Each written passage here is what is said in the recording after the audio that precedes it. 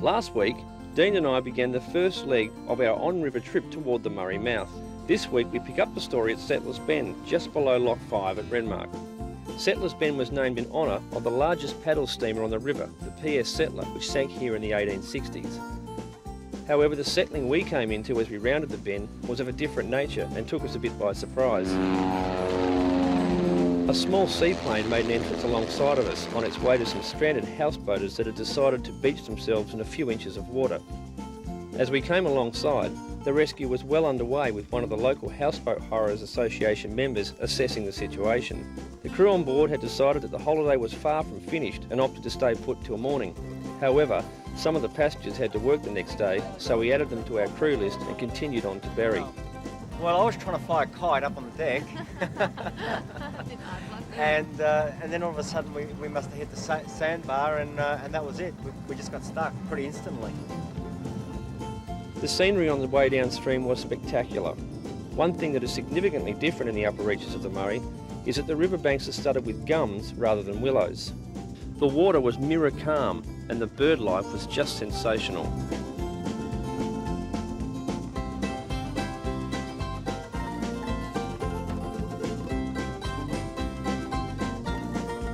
As we entered Berri, the sun was taking its last breath, but showed promise of another great day ahead. Berri gets its name from the Aboriginal description of the Big Bend.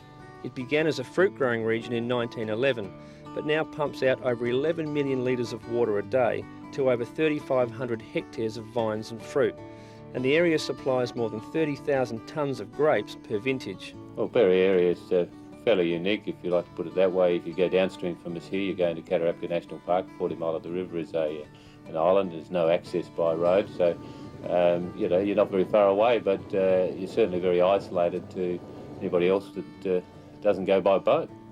Berri is quite a big town, and the new bridge looks magnificent from the river.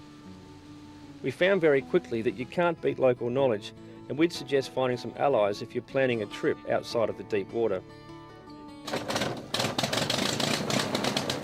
There was another call out for Gary as we headed out of Berri, but it was great to know help was at hand and on offer if we needed it.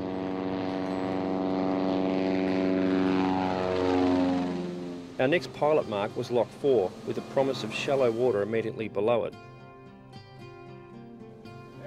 To adjust the amount of water flowing through a lock, sleepers are used to raise and lower the lock walls and adjust the flow rate.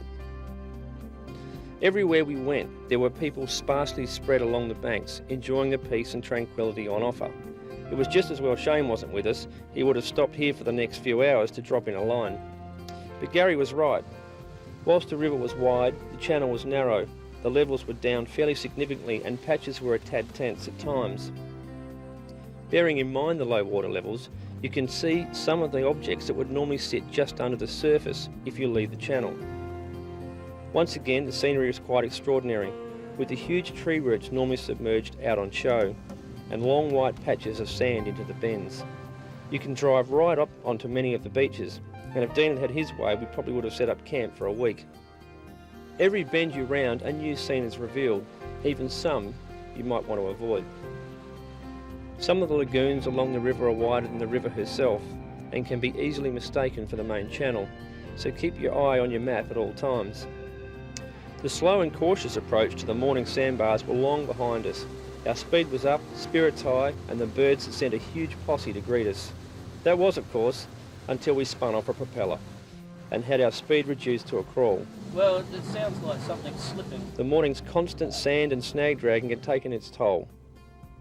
Cogdogla seemed like a good place for the night.